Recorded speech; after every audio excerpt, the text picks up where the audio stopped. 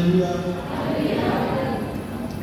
अपने हाथों को हिला करके अपनी खुशी का इजहार कर सकते हैं, क्योंकि आप सब परमेश्वर के भवन में बैठे हैं और वो परमेश्वर जो हमारी जिंदगियों को आनंद से भरता है, वो परमेश्वर जो हमारी जिंदगियों को खुशी देता है, उसके घर में बैठे हैं। यह हमारे लिए सौभाग्य है कि आज हम पवित्रात्मा अवतरण पर्व के पश्चात 12वां विवाह का सेलिब्रेशन कर रहे हैं। ये हमारे लिए आनंद का दिन है और आज के दिन इस विषय के ऊपर हम मनन करने जा रहे हैं। आप सबके लिए, मेरे लिए, हर एक व्यक्ति के लिए बहुत बहुमूल्य और इम्पोर्टेंट सबक है, शिक्षा है। यदि आप अच्छे से उसको स्वीकार करेंगे तो आप आशीष। हमें बड़ा इंपॉर्टेंट विषय, यहीं पर आज हम सब फेल हैं। इसी जगह पर हम सब क्या है? फेल, असफल। हमको अपनी जिंदगी के अंदर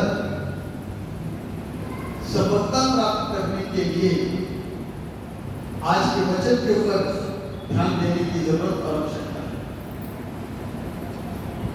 हालेलुया। क्या सुनने के लिए आ रहे हैं? जिस विषय के ऊपर आज हम मनन करने जा रहे हैं वो है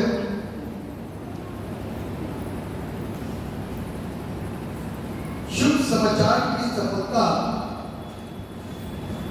इस बात पर निर्भर करती है कि उसको किस प्रकार ग्रहण किया गया।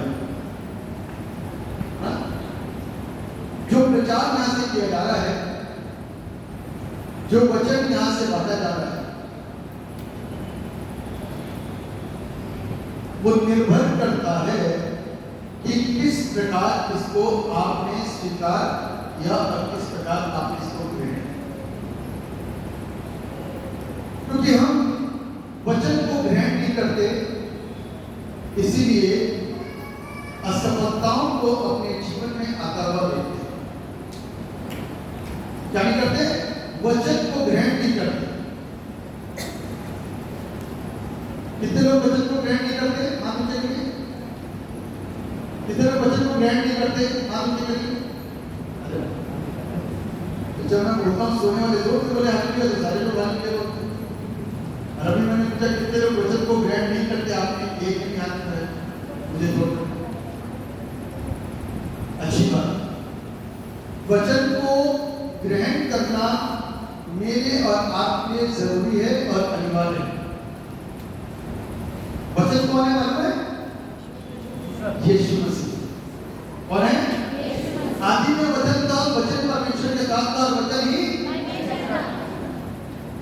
और वही परमेश्वर हमारे बीच में आ गया। तो बीच में कौन आया था? यीशु मसीह। एक बार फिर से इसको खोलिए, यूहन्ना रचित सुसमाचार उसका पहला अध्याय और उसका पहला पद। कोई भी एक जन पढ़े। आदि में वचन था, हाँ, और वचन परमेश्वर के साथ था, हाँ, और वचन परमेश्वर था, हाँ, यही आदि में परमेश्वर के साथ था। हाँ, सब कुछ उसी के द्वारा उत्पन्न हुआ, हाँ, और जो कुछ उत्पन्न हुआ है उसमें से कोई भी वस्तु उसके बिना उत्पन्न नहीं हुई। आगे, उसमें जीवन था, हाँ, और वह जीवन मनुष्य की ज्योति था। हाँ, ज्योति अंधकार में चमकती है और अंधकार ने उसे ग्रहण न किया। आगे, एक मनुष्य परमेश्वर की ओर से आ उपस्थित हुआ, जिसका नाम यूहन्ना था। बस आगे, थोड़ा सा आगे। वह गवाही देने आया, हाँ, ज्योति की गवाही दे, हाँ, ताकि सब उसके द्वारा विश्वास लाए। हाँ, वह आप तो वह ज्योति न था, परंतु उस ज्योति की गवाही देने के लिए आया था। आगे, सच्ची ज्योति जो हर एक मनुष्य को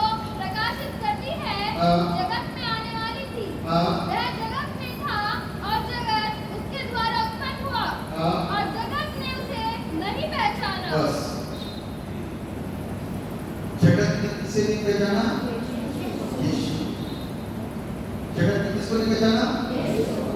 आगे कहती है आदि में कौन था? वचन परमेश्वर के, यानी कि साथ में कौन था? वचन कौन है? किसके साथ था? परमेश्वर के साथ था। और वचन यीशु कौन है? कंफ्यूजन खत्म। लोग इस बात को मानते ही नहीं कि यीशु, लोग इस बात को मानते ही नहीं कि 2000 साल तो पहले का है, नया नया परमेश्वर है।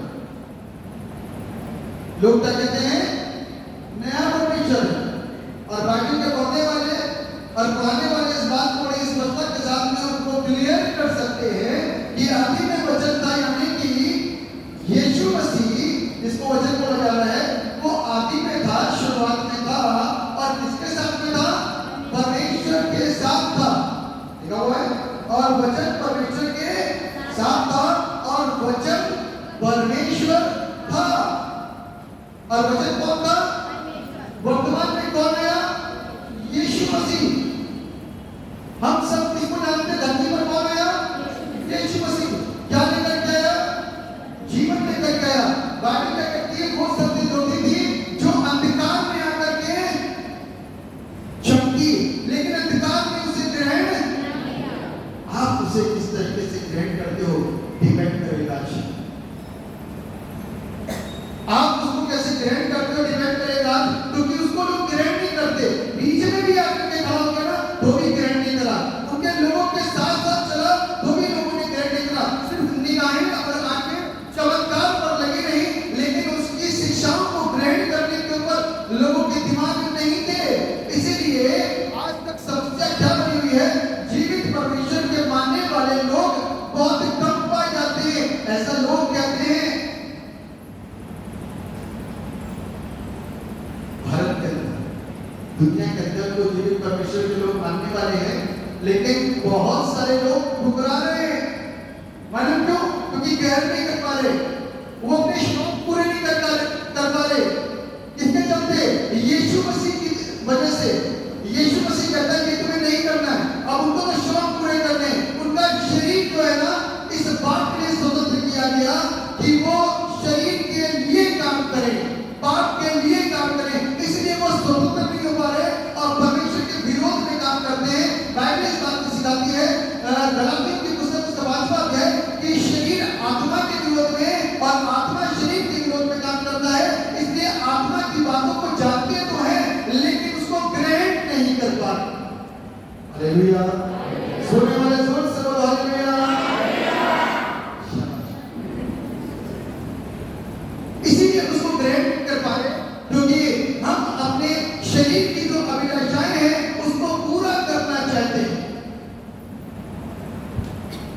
और वो परमेश्वर हमारे बीच में एक रुकावट बनता है, क्योंकि बार बार टक टक टक टक काम करता। बेटा बात कर रहे हो, बेटी बात कर रहे हो, बुजुर्ग बात कर रहे हो, जवान तू बात कर रहा है, हे बच्चे तू बात कर रहा है, ओ प्रभु तू क्या कर रहा है? बार बार रोक रहा है, क्या मैं ये भी ना करूं, ये भी ना करूं, ये भी ना करूं, ये भी ना करूं, ये भी ना करूं? हे बेटा तू जो कुछ करता है सब कुछ पाप ही करता है, सही तो तू करता नहीं है। इसलिए मुझे हर बात में तुझे रोकना पड़ता है।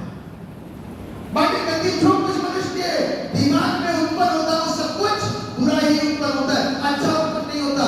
अच्छा उत्पन्न होगा तो कौन किसी को टोकेगा? यदि बच्चे समय पर होमवर्क कर लेंगे, बच्चे समय पर याद कर लेंगे, बच्चे समय पर सुना देंगे, बच्चे समय पर अपनी तैयारी को करेंगे, बच्चे अच्छे से पास हो जाएंगे, तो कौन सा माँ बाप और कौन सी टीचर उसको डांटेगा? तू ही बोलेगा। कब डांट पड़ती है?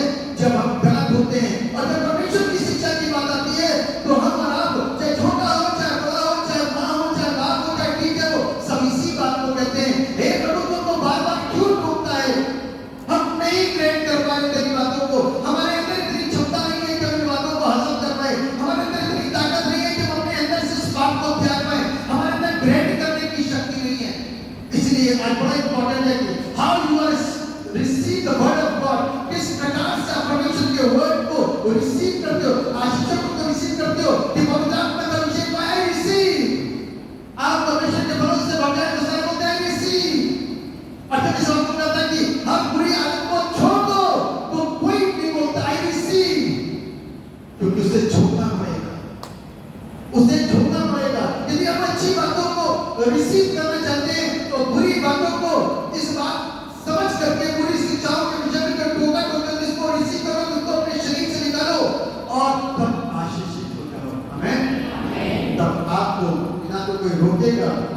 कोई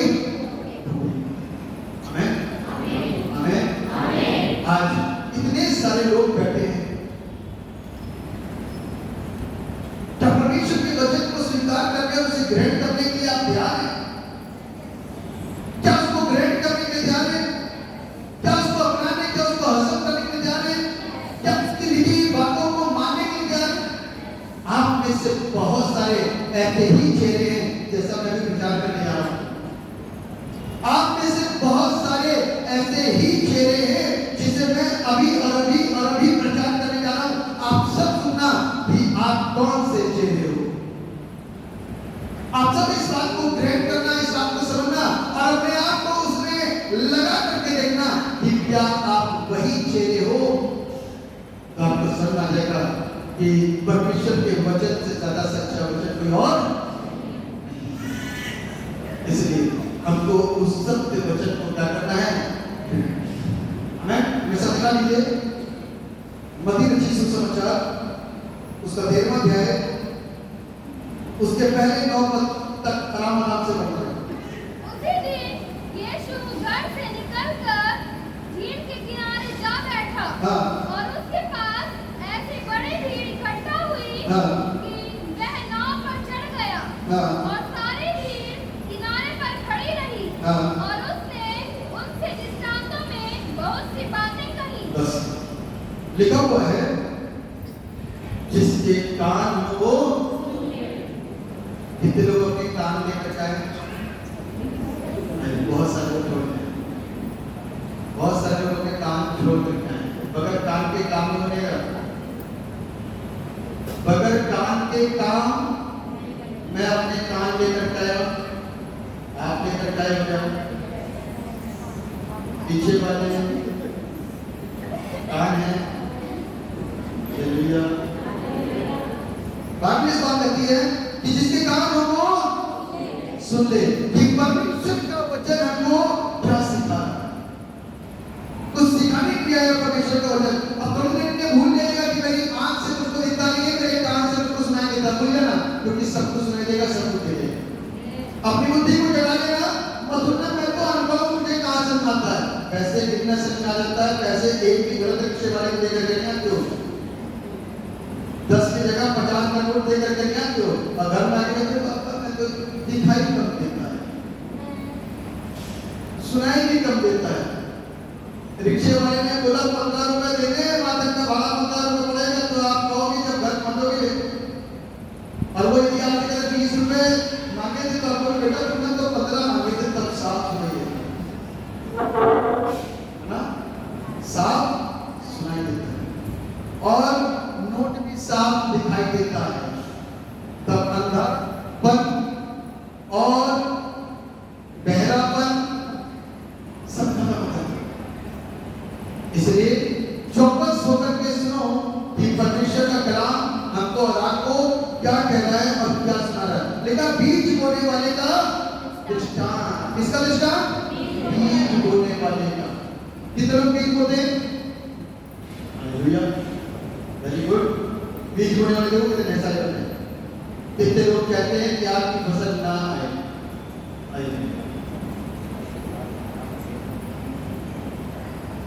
कितने लोग चाहते हैं कि फसल दुगनी आए? तो दुगना आपका, दुगनी फसल। देखो कितने स्वार्थी फसल, सब अच्छा चाहिए, बुरा कुछ नहीं चाहिए। और बाइबल हमको इस बात को सिखाती है, यहां पर एक बीज बोने वाला बीज बोने के लिए निकला। बाइबल कहती है कि उसी दिन यीशु घर से निकलकर झील के किनारे जा बैठा और उसके पास ऐसी बड़ी भीड़ इकट्ठी हुई कि वो नाव पर चढ़ गया और सारी भीड़ किनारे पर खड़ी। अच्छा खासा यीशु कहां बैठा था? ध्यान से सुनो, मैंने कहा ध्यान से सुनो, ध्यान से देखो। बुद्धि एक जगह सेंटर में ना देखो दाएं ना देखो बाएं, ध्यान से एक तरफ अपने ध्यान को अपने दिमाग को लगाकर बैठो। लिखा हुआ है उसी दिन यीशु घर से निकलकर झील के किनारे जा बैठा और उसके पास ऐसी बड़ी भीड़ इकट्ठी हुई कि वो नाव पर चढ़ गया और सारी भीड़ किनारे पर। तो यीशु मसीह कहां बैठा था? कहाँ बिठा दिया? क्योंकि घेर दिया। क्या करा? यीशु मसीह को घेर दिया, उसी के चारों ओर बैठ के चले गए। छोड़ेंगे नहीं आज प्रभु आपको। यीशु ने बचाओ मेरे को, नाव में जा रहा हूं मैं। क्या कर रहा हूं? अपनी नाव में जाकर के बैठे हो, वहां से बचा करो। तो मैंने तो अपनी नाव संभाली है, आप सब बैठे हो और सुरक्षित वचन को सुनते रहो। क्योंकि बाइबल इस बात बताती है कि यीशु के पीछे क्या होती थी?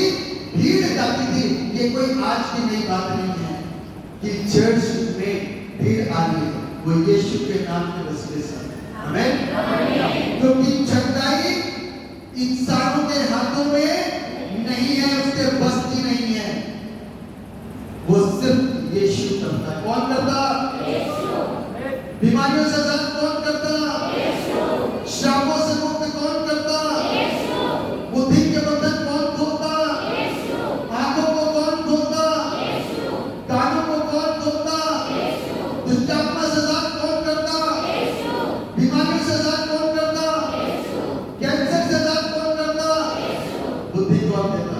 यीशु। अनंत जीवन कौन देता? यीशु। हमारे पास क्या रहा? आओगे मेरे पास? आओगे मेरे पास? यीशु के पास, उसके नाम में सब कुछ है। आमीन। यीशु के नाम में सब कुछ है, इस बात को ध्यान रखना। सारी चीजें सब कुछ उसके पास है, मेरे पास नहीं है। सिर्फ यही है कि उसके नाम से प्रार्थना मांगी जाती है और वो सुनता है। आमीन। और वो सुनता है, आपकी भी सुनेगा, मेरी भी सुनेगा। इसलिए प्रभु के सामने अपने संबंध को वचन के द्वारा मजबूत कीजिए। ये भीड़ सिर्फ आज की नहीं है, ये भीड़ 2000 साल पहले भी आया करते थे। हजारों की भीड़, लाखों की भीड़। तब भी कुछ विरोधी पक्ष के लोग मालूम क्या कहते थे? सोचो तो सही, भीड़ उसके पीछे ऐसे ही यार, सोचो तो सही, भीड़ उसके पीछे। यीशु के पीछे कौन था? भीड़ की भीड़ थी। क्यों? क्योंकि यीशु से जीवन बन रहा था, यीशु से आशीष मिल रही थी, यीशु से बरकत मिल रही थी, इसलिए यीशु के पीछे लोग जा रहे थे। लेकिन आज की भीड़ के समान वो भीड़ भी ग्रहण नहीं कर रही थी, और उस भीड़ के समान आज की भीड़ भी उसे ग्रहण नहीं कर रही थी, है ना? उसको ग्रहण नहीं कर रही थी। 2 मिनट के लिए चुप हो जा। शांत रहो। उसका पैरों में दर्द हो रहा तो पैरों से रख लो।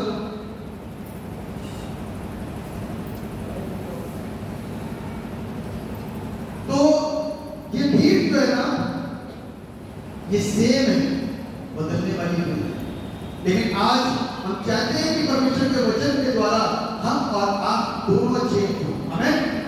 हमें देखना है कि इस भीड़ के अंदर हम कौन से चेंज है ना? लिखा हुआ है, आप बेटा के बोलना। एक बोने वाला बीज बोने निकला। बोते समय कुछ बीज मार्ग के किनारे गिरे और पक्षियों ने आकर उन्हें चुग लिया। कुछ बीज पथरीली भूमि पर गिरे, जहाँ उन्हें बहुत मिट्टी ना मिली। सबसे पहली चीज यहाँ पर लिखी हुई है, और उसने उनसे दृष्टांतों में बहुत सी बातें कही।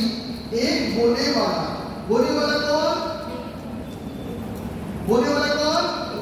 यहाँ तो आप बोलते हो, और ये कौन बोल रहा है? स्वयं यीशु, सन ऑफ गॉड, ना? परमेश्वर का पुत्र क्या कर रहा है? बीज बोल रहा है। बीज क्या है? Word of God. बीज क्या है? परमेश्वर का वचन। ये मानो एक बीज है, कभी भी इसके अंदर परिवर्तन नहीं है। आमीन। ये लोगों के अंदर परिवर्तन लेकर के आया। आमीन। बीज के अंदर अपनी एक ताकत है, बीज के अंदर एक लाइफ है, बीज के अंदर एक जिंदगी है। वो कौन लेकर के आया? स्वयं यीशु, स्वयं परमेश्वर। क्योंकि इस बात को हम जानते हैं, बाइबल इस बात बताती है कि पौलुस ने लगाया, पौलुस ने सींचा, परमेश्वर ने उसे बीज कौन लेकर के आया? ये डिग्री तो हमारे पास में आज हाथों में आ गई है, लेकिन उससे पहले ये सारी चीजें क्या थी?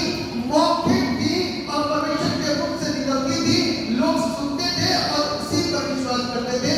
आप ऐसा समझ सकते हो कि घर में बहुत सारी बातें आपके मुंह से ऐसी होती हैं जो लिपि के तौर पे नहीं होती, लेकिन आप बोल डालते हो, सिखा देते हो, समझा देते हो और लोगों को पसंद आती है, लोग मान लेते हैं।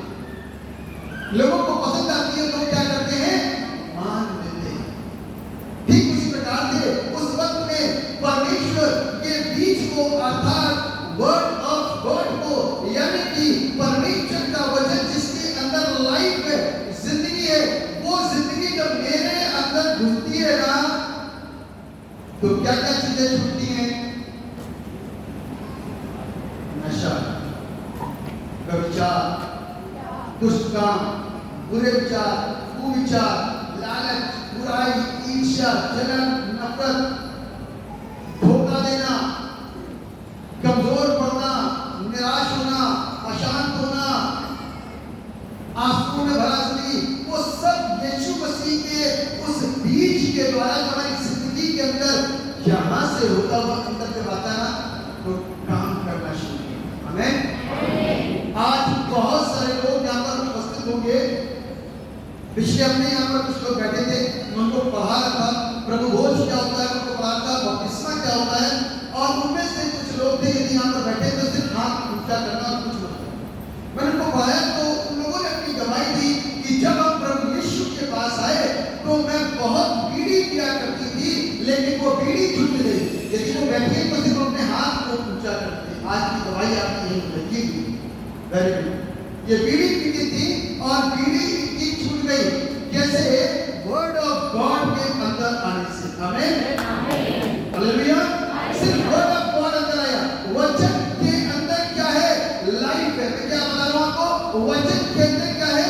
जीवन है। और जब वो जीवन हमारे अंदर आता है ना, तो क्या होता है? वो अंकुरित होता है। आमीन। वो अपना असर छोड़ता है। परमेश्वर का वचन हमारी जिंदगी के अंदर अपना असर छोड़ता है। जब उसका असर हमारी जिंदगी के अंदर आता है ना, तो अंदर का शैतान क्या होता है? डिस्टर्ब होता है। क्या करूं? निकल करके बाहर भागने की कोशिश करता है। आमीन। पुराना जीवन निकल करके बाहर भागने की कोशिश करता है। बपतिस्मा जब हम और आप कहते हैं ना, तो कहते हैं पानी के अंदर गया तो पुराना जीवन निकल करके पानी के अंदर डूब मरता है, और जब ऊपर आते हैं तो नया जीवन पानी के साथ बाहर निकल के आता है। आमीन। वो नया जीवन आपको आपने अपने तरीके से नहीं सीखा। This is comes from the word of God. वो परमेश्वर के वचन की सहायता से आपके अंदर आया। अच्छा स्वरूप, अच्छी बात है, क्योंकि जब आप अपनी समझ में थे, अपनी बुद्धि में थे, सयानेपन में थे, तो वो बातें जानते तो थे, लेकिन उसके ऊपर कभी डिस्कस नहीं करते थे और उस स्वभाव को अपने अंदर धारण नहीं करते थे। लेकिन जब वर्ड ऑफ गॉड आपके अंदर आया, जब परमेश्वर का बीज आपके अंदर आया, तब आपने एक नए जीवन को जीने की कोशिश करी और पुराने स्वभाव को त्याग करके नए जीवन को क्या करा? पहन लिया। आमीन। This is called baptism. इसको बोलते हैं बपतिस्मा। बपतिस्मा का मतलब सिर्फ यही होता है कि आप बीमार हैं, जाकर करके पानी में डूब जाओ, छुट्टी हो जाओगे। This is not a baptism. बपतिस्मा एक गवाही है। बपतिस्मा बाहर से दिखने वाला एक जीवन है, जो बाहर से दिखेगा ये पापी था, अब बदल चुका है। ये बुरा था, अब अच्छा हो गया है। ये गंदा था, अब ये शुद्ध हो गया है।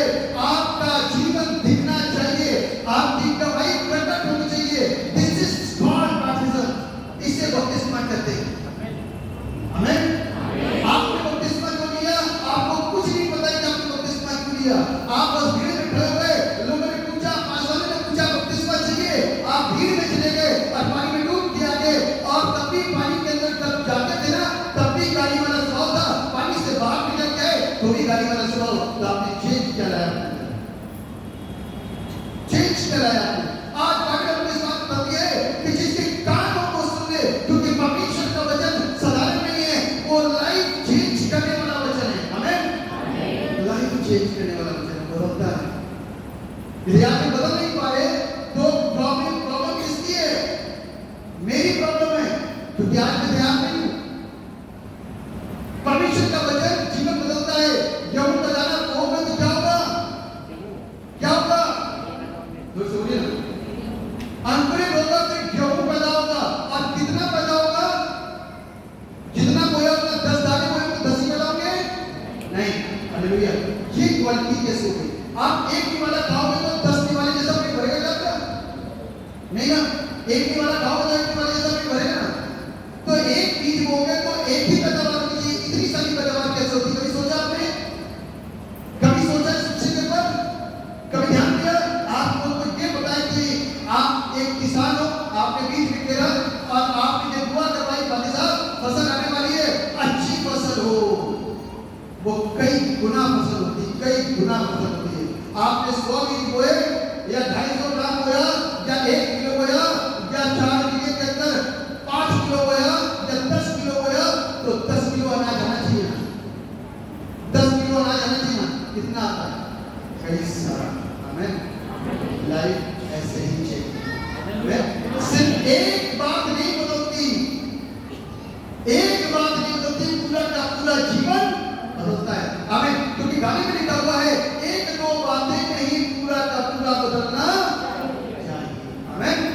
पूरा धीरे धीरे धीरे करते करते क्या होता है? करते करते पूरे के पूरे खेत के अंदर क्या हो जाता है? अनाज ही अनाज दिखाई देता है।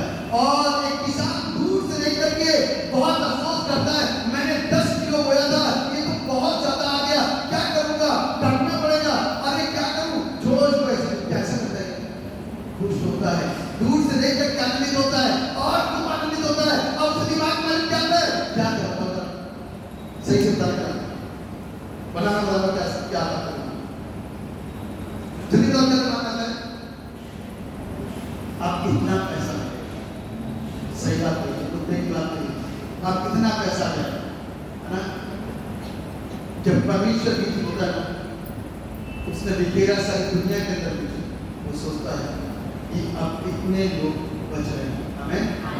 ये जो उसकी अग्नि उतरती है, जिसका रूल पुरुष काम करता है बीज के अंदर, वो इसलिए क्योंकि वो हमको और आपको हर तरीके से सिर्फ ऐसे ही बीज को करके छोड़ के आप बीज पूरे कर क्या करते हो? पानी डालते हो, खाद डालते हो, पहले भूमि को तैयार करते हो, उसके बाद बीज बोते हो, पहले भूमि को तैयार करते हो। मालूम क्या है? ये जो यहाँ पर बीज बोने वाली जगह थी ना, कि पहला बीज मार्ग के किनारे, ये भी भूमि है, दूसरा बीज पथरीली भूमि पर, ये भी भूमि है, तीसरा बीज झाड़ियों के ऊपर, ये भी भूमि है, चौथा बीज अच्छी भूमि पर, ये भी भूमि है। ये 4 प्रकार की भूमियां यहाँ पर बैठी हैं। कितने प्रकार की? 4 प्रकार की। एक तो मार्ग के किनारे वाली, एक पथरीली भूमि, और एक झाड़ियों वाली भूमि, और एक अच्छी भूमि। 4 प्रकार की भूमि यहाँ पर बैठी हुई है। और आपको मालूम है कि आप इसको नजरअंदाज नहीं कर सकते, क्योंकि ऐसा ही आपकी लाइफ के अंदर काम होता है। आप पढ़ना शुरू करिएगा वहां से जहां पर लिखा मार्ग के किनारे वाला कोई आदमी। पढ़िए। बोते समय हाँ, बीज मार्ग के किनारे गिरे। बोते समय, क्योंकि आप कैसे बोते हो? यूं गड्ढा खोदा, उसके अंदर बोयो नहीं, आप बिखेरते हो। क्या करते हो? क्या करते हो? बिखेरते हो। और उसने भी वचन को क्या करा? जब भीड़ चारों तरफ भरी रही ना, तो उसने बीज को बिखेरना शुरू करा। क्या करना शुरू करा? कैसे बिखेर रहा था? वो मुंह से बोल रहा था और कलाम बिखर रहा था सबकी जिंदगियों के ऊपर। आमीन।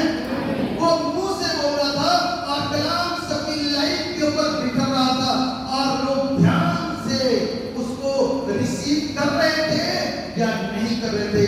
आप कर रहे हो या नहीं कर रहे हो, डिपेंड करता है how you are receive the word of God.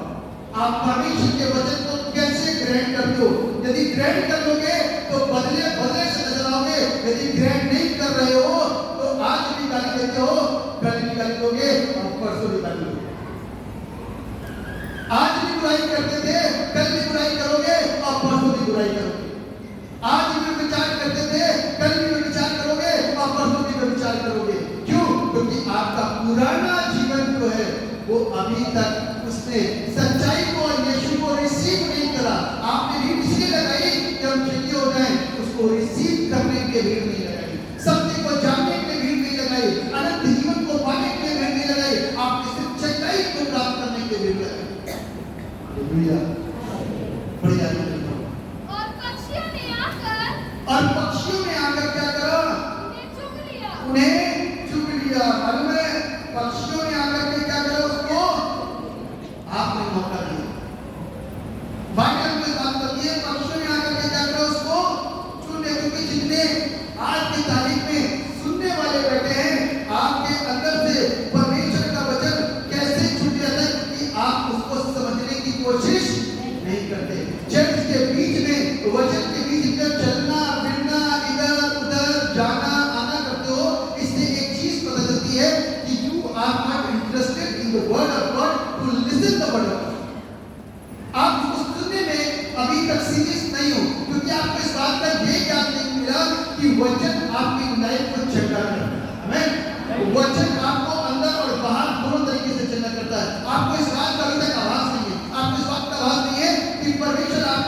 भविष्य तक को बदलने के लिए तैयार बैठा हुआ है। आप सिर्फ आज की चंगाई को लेने के लिए यहाँ पर बैठे हो, परमेश्वर आपके भविष्य तक को बदलने के लिए तैयार बैठा है। इसीलिए आप वचन के दौरान में चलते फिरते धीरे से उठते हो, चलते हो और दूसरे को भी डिस्टर्ब करते हो और खुद भी डिस्टर्ब हो जाते हो।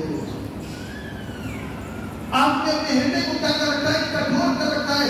इसी कठोरता के चलते परमेश्वर का वचन जो है ना, जो बीज है वो रुक नहीं पाता। शैतान उसको चुन लेता है। ये पक्षी कौन है? ये चिड़िया कौन है? ये बर्ड कौन है? मालूम कौन है? शैतान है। कौन है? शैतान, जो हमको और आपको क्या करता है? हमारे रास्ते में जो बीज पड़ रहा होता है वो चुप करके रहता है। जो वचन बोला जा रहा होता है ना उसको चुप करके रहता है, क्योंकि हार्ट मजबूत है। नहीं सुनेंगे, नहीं ग्रहण करेंगे, अपनी बातों के ऊपर ध्यान देंगे, अपने बच्चों के ऊपर ध्यान देंगे, वचन की ओर ध्यान देंगे कि वचन क्या कर सकता है। हालेलुया। सुनने वाले जोर से बोलो हालेलुया। वेरी परमेश्वर आपको ब्लेस करे। जितने लोग ध्यान से सुनते अपने हाथ ऊंचा करें, परमेश्वर आपको ब्लेस करे। तो दूसरी दूरी के हम लोग ऊपर आते हैं। पहली दूरी मालूम क्या है? आपके हृदय बहुत कठोर है, आप सुनना पसंद नहीं करते, आप उसको समझना पसंद नहीं करते। आपने अपने हृदय को कठोर कर दिया कि परमेश्वर का वचन को वहां ध्यान नहीं लगाएंगे, सिर्फ हमारा ध्यान जो है जल्दी खत्म हो और वापिस हम दुआ करने के लिए आए, हमारे तेल पे दुआ हो जाए, हमारे पानी पे दुआ हो जाए, हमारी दवाई पे दुआ हो जाए और वापिस आपको अपनी सारी बातें एक्सप्लेन कर दूं, बस शांति मिल जाएगी। अभी भरे बैठे क्या क्या बोलना है बस आपको पॉइंट है, इनको भाई साहब को बताना पड़ेगा, क्या क्या बताना है। वो भरे बैठे आप कब शांति मिलेगी? इस समय वाली साहब सामने आएंगे या लोग सामने आएंगे, अपनी बातों को जब तक बता देंगे तब तक उनको चैन नहीं पाएगा। कुछ लोगों को तो ऐसा ही महसूस होता है, घर जाते जाते अरे ये पॉइंट तो बताने ही भूल गए, शायद इस पॉइंट से कुछ हल हो जाए। आपके दिमाग अभी तक वही के वही है, आप तैयार नहीं। इसीलिए परमेश्वर का वचन आपकी लाइफ के अंदर काम, इसीलिए आप यीशु को अपने सामने लेकर के नहीं जाते, पापी साहब को सामने लेकर के जाते हैं। आज की तारीख में नया ट्रेंड चल गया है, पापी साहब की फोटो में गुरुओं के समान घरों में आनी शुरू हो गई है। This is wrong. कभी ऐसी गलती मत करना, कभी ऐसी गलती मत करना। हम इंसान हैं, हमको वो दर्जा मत देना जो ईश्वर का है। गलती से भी गलतियां मत करना। यीशु को स्वीकार करोगे तो जिंदगी खूबसूरत और सुंदर हो जाएगी। आपको बताऊं कहां तक सुंदर होगी? कहां तक सुंदर होगी बताऊं? आपके मरने तक। आपके मरने तक आप शांति रहोगे, शांत रहोगे। आपके मरने तक आपका जीवन संतुष्टि से भरा हुआ रहेगा। आपके मरने तक आपको खुशी मिलती रहेगी।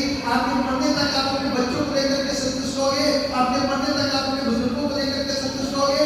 आपके मरने तक आप अपने लोगों से, अपने समाज से संतुष्ट होगे, क्योंकि यीशु अंदर है। इसलिए हर चीज को सहन करने की शक्ति हमारे पास है। आमीन। लेकिन कुछ लोग कहते हैं हमारे माँ बाप की अधूरी इच्छा नहीं है। क्यों? क्योंकि उन्होंने सत्य को नहीं माना, इसीलिए आजाद नहीं। इसीलिए इच्छाएं अभी तक धरती पर काम मालूम है। अभी मैं एक जगह प्रचार करने के लिए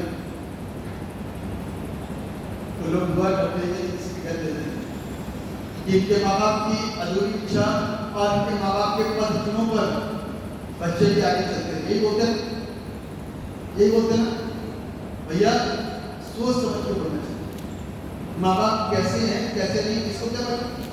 दुआ करो कि ये लोग क्योंकि प्रभु में हैं, परमेश्वर के पद चिन्हों पर हैं। माँ बाप तो प्रभु कर सकते। आपके मुख से जो निकलता है ना वही पूरा होता है। ध्यान रखना, इस जुबान के अंदर सामर्थ है। इस जुबान से निकलने वाले हर शब्द के ऊपर सामर्थ है। इसको समझना कि हम अपनी जुबान से क्या निकाल रहे हैं। यदि आप अपने बच्चे को शैतान बोलते हो ना तो वो शैतान ही होगा। यदि आप अपने बच्चे को बोलते हो कि नौटी है तो चलेगा, क्योंकि बचपन में बच्चा नौटी होता है, नटखट होता है और बड़ा शैतान बच्चा है। आप नाम किसका ले लो, मुंह से निकाल क्या लो? सोचो सही, क्योंकि वचन को कई बार हम सही से ग्रहण नहीं कर पाते ना, इसीलिए गलत गलत शब्द मुंह से बाहर उगलने लग जाते हैं, हम उसकी उल्टियां करते हैं और गलत ही होता है हमारे साथ में। फिर कहते हैं प्रभु आवाज बुरा क्यों हो रहा है, सोसाइटी में नहीं है तो सोसाइटी ऐसी बातें निकाल रहे हैं। ऐसा जो गलत निकालोगे ना वैसा होता है, इससे सही निकालो। हमें तो दूसरी भूमि कौन सी है बताइए, जरा पढ़िए। कुछ बीज पथरीली भूमि पर गिरे, हाँ जहाँ उन्हें बहुत मिट्टी ना मिली, हाँ और गहरी मिट्टी ना मिलने के कारण हाँ वे जल्द उग आए। क्या हुआ, जड़ मजबूत नहीं हुई। क्या नहीं हुआ, जड़ मजबूत नहीं हुई। पथरीली भूमि पर जब बीज गिरे ना तो मिट्टी प्रॉपर थी नहीं, जड़ मजबूत नहीं हो पाई और धूप लगी और वो जल करके सूख गई। आप में से कुछ ऐसे हैं जिनकी जड़ें मजबूत है ना। कौन से ऐसे चेहरे हैं बताइए।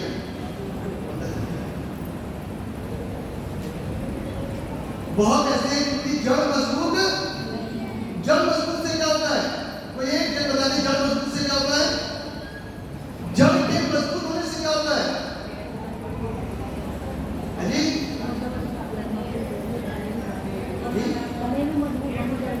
जी, जड़ मजबूत होने से पेड़ चाहे यूं हो चाहे कुछ भी हो, चाहे आंधी हो, तूफान हो, कुछ भी हो, धूप पड़े कुछ भी हो, लेकिन वो खड़ा रहता है क्योंकि जड़ मजबूत है।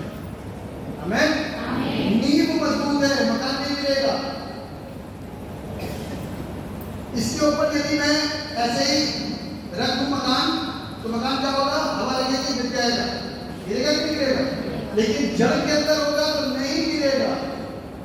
मालूम है, पहाड़ों में मकान ऐसे रखते हुए गिर गए, अभी पीछे सुना होगा आपने, वहां पर कैसे नहीं खोलोगे आप, जैसे भी बनाते हो बनाते हो। तो क्या नहीं करती है कि जड़ मजबूत नहीं है। आप और हमारी जड़ मजबूत नहीं, इसलिए क्या होता है, एक संडे आते हैं, 4 संडे सोते हैं, फिर एक संडे जाते हैं, अरे दुष्ट आत्मा ने खरीदा काम ठीक से उठा ठीक से पकड़ा है तो चलो संडे चलते चर्च में प्रोग्राम बना के संडे को आ गए, फिर 4 संडे सो गए, फिर दुष्ट आत्मा ने एक खबर मार चल चर्च। तो दुष्ट आत्मा का बड़ा अच्छा रोल है आपको चर्च को लेकर के। अपनी जड़ मजबूत करो और हर सच्चे परमेश्वर के वचन को सुनो, क्योंकि परमेश्वर का वचन क्या करता है, हमारी जड़ को हमारी जड़ मजबूत होनी चाहिए कि नहीं। यदि हमारी जड़ मजबूत है ना तो ध्यान रखना कि यीशु की आशीष सदैव हमारी जिंदगी में जड़ का मजबूत होना बहुत जरूरी। तीसरा पॉइंट पढ़िए, वचन क्या होगा,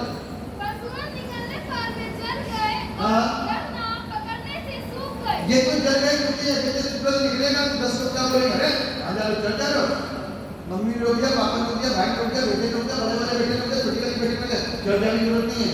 सूरज उठते ही कल को हालेलुया प्रेज गॉड चर्च करके आए और उसके बाद दूसरे दिन का सवेरे जब उठा कहाँ गए थे, चल गए। आप अगले दुकान चले ना चुपचाप बैठे हो, अब देख रहे हैं जिस दिन बेटा घर में नहीं होगा उस दिन निकल के चल जाएंगे, जिस दिन पति नहीं होगा उस दिन निकल के आएंगे। ऐसा भी होता है, जड़ नहीं पकड़ेगा, जड़ पकड़ेगा, आमीन, जड़ मजबूत करेगा। तीसरा पॉइंट बोल क्या करेगा, कुछ बीज झाड़ियों में गिरे, कुछ बीज कहाँ गिरे, झाड़ी, और झाड़ी में क्या करा, और झाड़ियों ने बढ़कर उन्हें दबा डाला। अब बीज बेचारा लड़ाई कर रहा है, बीज क्या कर रहा है, झाड़ियों से, हालातों से, समस्याओं से, परेशानियों से, चीजों से लड़ रहा है, युद्ध कर रहा है, और झाड़ियां ऊपर से क्या कर रही है, उसको ऐसे झाड़ू में टेक दिया। अब बढ़ देखते हैं कहां से बढ़ते हैं, परिवार का प्रभाव, घर का प्रभाव, बच्चों की समस्या, उसकी समस्या, समाज की समस्या, लोगों की समस्या ने आकर के क्या करा, एक बड़ा सा जाला बना दिया और हम क्या हो गए, तब के रह गए, अब कैसे निकल के आए, वहीं पर खत्म मसला, वहीं पर क्या हुआ, मसला खत्म। तीसरी भूमि क्या हो गई, आप में से बैठे हुए कोई ना कोई, उनके सामने समस्याएं आती हैं, उनके सामने मुसीबतें आती हैं, उनके सामने कुछ बातें आती हैं, वो समस्याओं में आप गिरते हो और घर बैठता है। लेकिन ध्यान रखना, अनंत जीवन नहीं है। ये 3 जितने पॉइंट किए गए, मार्ग के किनारे पथरीली भूमि, झाड़ियां, आप आओ मस्त, 2 साल आओ, 3 साल आओ, 10 साल आओ, 50 साल, मेरे को भी कोई प्रॉब्लम नहीं और आपको भी कोई प्रॉब्लम नहीं। लेकिन यदि जड़ नहीं पकड़ेगी तो समस्या है। अनंत जीवन हवा में नहीं है।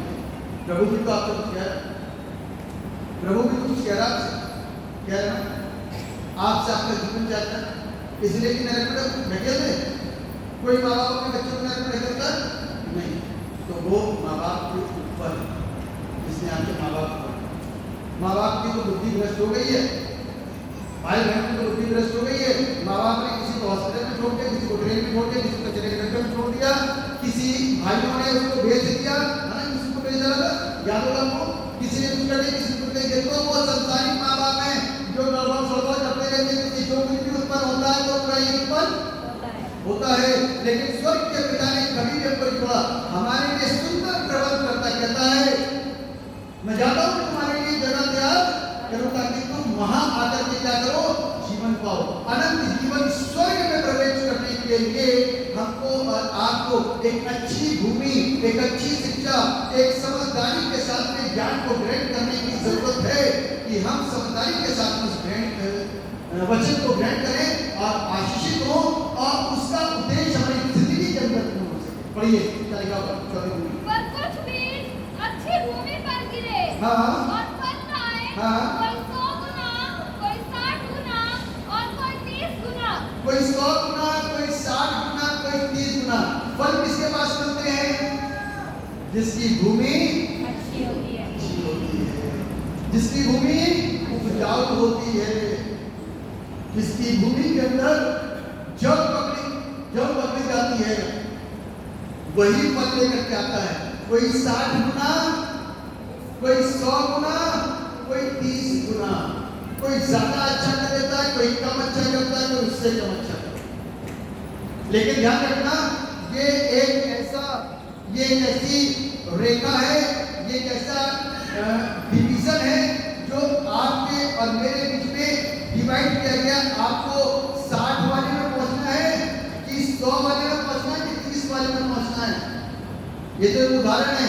आपको सोचना है कि आप कितना वक्त परमेश्वर के लिए दोगे कि आप परमेश्वर के वचन के गहरे ज्ञान को अपने अंदर संभालें।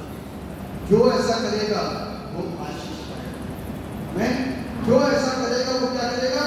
आशीष पाएगा। यदि आज हम परमेश्वर के कलाम के द्वारा उन आशीषों को अपने जीवन के अंदर प्राप्त करना चाहते हैं तो मेरे प्रियो परमेश्वर के वचन को सुनना सीखो। जिसके कान हो वो सुन ले कि परमेश्वर का वचन हमसे और आपसे क्या कहता है। बाइबल को इस बात को सिखाती है। यहाँ पर लिखा हुआ है कि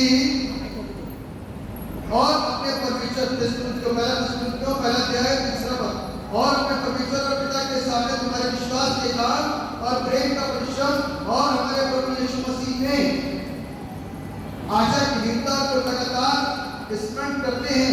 हे भाइयों, परमेश्वर के प्रिय लोगों, हम जानते हैं कि तुम चुने हुए हो, क्योंकि हमारा सुसमाचार तुम्हारे पास न केवल शब्द मात्र ही में वरन सामर्थ और पवित्र आत्मा में और बड़े निश्चय के साथ पहुंचा है, जैसा तुम जानते हो। और जानते हो कि हम तुम्हारे लिए तुम्हारे बीच में कैसे बन गए थे। आज मैं बच्चों के समान बच्चा बन जाऊं और उनके समान वैसा व्यवहार करके उनको सिखाने के लिए वैसा व्यवहार करूं तो बच्चे सीखेंगे। जवानों के बीच में जवान जैसा बन करके जवानों जैसा व्यवहार करूं और उनको वचन में सिखाने के लिए शिक्षित करूं तो शायद वो सीख सकते हैं। बुजुर्गों के साथ बुजुर्गों के तरीके की बातें करके उनको सिखाने की कोशिश करूं तो बुजुर्ग बच सकते हैं। और विवाहितों के बीच में बैठ करके उनके बीच में उनके इसी बातों को सिखा करके उनको सिखाने की कोशिश करूं तो शायद वो बच सकते हैं। और बोझ से दबे हुए दुखियारे, हताश, निराश, अशांत, रोए हुए, समस्याओं में घिरे हुए लोगों के बीच में उनको सुन करके उनको सांत्वना और उनको संभाल करके वचन दे करके हम उनसे बातें करें तो वो बच सकते हैं। कहता है कि तुम्हें मालूम है कि हम तुम्हारे बीच में क्या क्या बन गए हो। हालेलुया। कई बार हम लोगों को बहुत कुछ बनना पड़ता है सिर्फ इसलिए कि आपको हमें शिक्षित किया जाए ताकि वो किसी भी जड़ पकड़ जाए तो खुशी मिलती है, क्योंकि उसके बाद फूल आने की आशंका है और फल आने की आशंका है। जड़ का पकड़ना मालूम क्या होता है? उसके बाद में रिजल्ट आता है। आमीन। जड़ पकड़ने के बाद में रिजल्ट मिलता है। क्या आप नहीं चाहते आपकी आत्मिकता का रिजल्ट आपको मिले? आप नहीं चाहते कि परमेश्वर आपके जीवन के अंदर काम करे? आप नहीं चाहते कि आप बहुतों की प्रार्थना करो, लोग जीवन पाए? आप नहीं चाहते कि आप बहुतों के बीच में रहकर के परमेश्वर के वचन को फैलाओ? चाहे तो सब अच्छी चीजों के सपने को सब सहमते हैं, लेकिन उस अच्छी चीज के पीछे तो परिश्रम है ना, जड़ को मजबूत करना, उसके लिए प्रयासरत नहीं होते, इसलिए पाते नहीं। कोशिश करिए तो परमेश्वर हमारी और आपकी जिंदगी को क्या करेगा? खूबसूरत बनाएगा। और अपनी जिंदगी को खूबसूरत देखना चाहता है, हम पूछा करिए। बाइबल बताती है परमेश्वर हमारी जिंदगी को खूबसूरत बनाएगा। आमीन। योना को कहां मिला क्या मालूम है? कौन से शहर में? नीनवे में। नीनवे में क्या होता मालूम है? पाप। क्या होता? परमेश्वर के विरोध में काम हो रहा था, लेकिन परमेश्वर ने एक बंदे को भेजा, उसका क्या नाम था मालूम है?